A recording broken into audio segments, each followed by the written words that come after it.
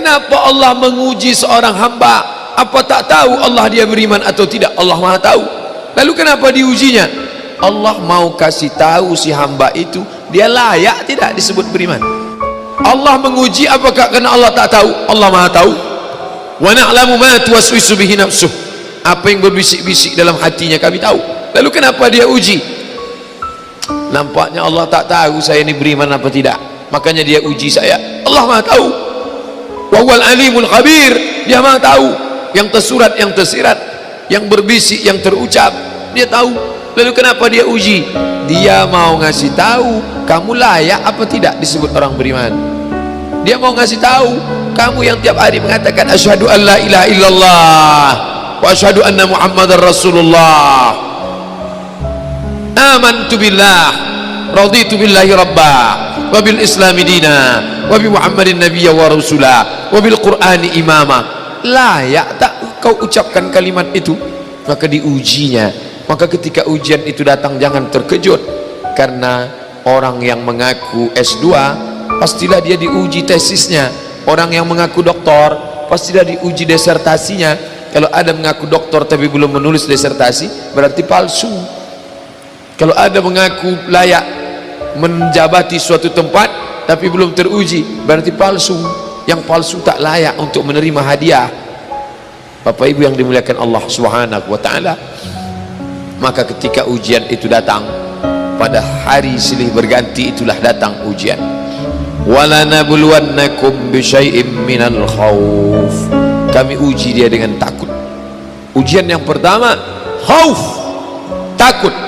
Yang kaya takut miskin, yang senang takut susah, yang sayang pada anak takut anak mati, yang sayang pada ayah takut, yang punya istri takut istrinya meninggal, yang punya suami takut suaminya mendahului dia. Takut. Apakah takut itu bisa membuat orang menjadi kafir? Ya, saking takutnya miskin menghalalkan segala cara yang mestinya bukan hak milik dia, dipindah alih nama, menyogok riswah, memakan dengan cara batil. Mengapa orang menjadi menghalalkan segala cara? Yang pertama karena takut. Betapa rasa takut kalau sudah menguasai orang, dia bisa membuat orang menghalalkan segala cara. Seorang istri terlalu takut kehilangan suami, bisa jadi dia menjadikan cara-cara yang tidak disyariatkan Allah. Dandanannya tidak lagi menurut tuntunan Al-Quran, raut wajahnya tidak lagi memakai pakaian yang dibenarkan syariat Islam. Apa yang membuat orang melakukan perbuatan haram? Takut. Artis ingin eksis di panggung hiburan, maka dia buka yang tidak semestinya dilihat oleh bukan mahramnya. Apa yang membuat orang takut? Takut, takut, takut. Walanabluwannakum bisyai'im minal khauf. Kami uji kalian dengan rasa takut. Wal ju', lapar. Lapar, di mana letak lapar? Perut. Berapa panjang perut? Sejengkal. Gara-gara perut yang sejengkal orang menghalalkan segala cara. Sejengkal perut, sejengkal di atas pusar, sejengkal di bawah pusar. Nafsu perut, nafsu syahwat. Kedua-dua nafsu ini membuat orang menjadi menghalalkan segala cara haram. Mati, sakit, takut mati, takut sakit, takut susah, takut melarat. Wathamarat, takut buah-buahan hilang, takut paceklik, takut kemarau panjang, sampai-sampai meminta kepada setan, sampai-sampai memandikan kucing, sampai-sampai membuat sajen. Gara-gara apa itu semua? Takut, takut, takut. Wabasyiris sabirin. Berikanlah kabar gembira kepada orang-orang yang sabar. Siapa itu? Alladzina idza asabathum musibah. Orang-orang yang ketika dia ditimpakan ujian itu, apa kata mereka?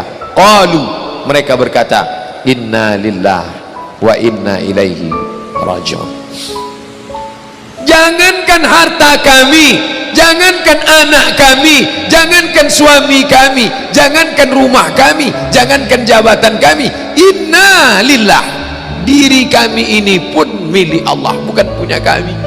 Kalau dia yang punya, apa salahnya dia ambil?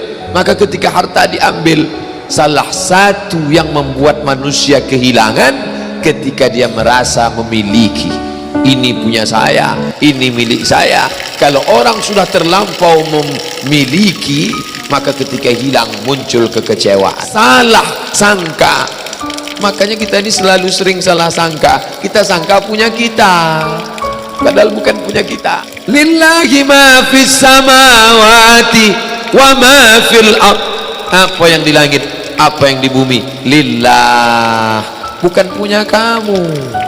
Kenapa? Kalau sampai kita katakan punya kita, lalu ketika dia hilang kita stres, kita depresi.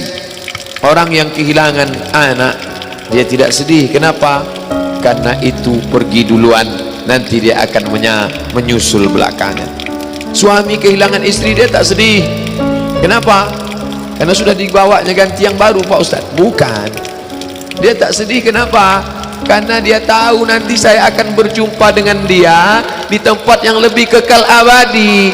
Sekarang kalau saya hidup sama-sama dia, dia tua, dia keriput, dia sakit, dia mati. Nanti saya berjumpa lagi dengan dia di mana? Di tempat kekal abadi yang tak pernah sakit, tak pernah mati.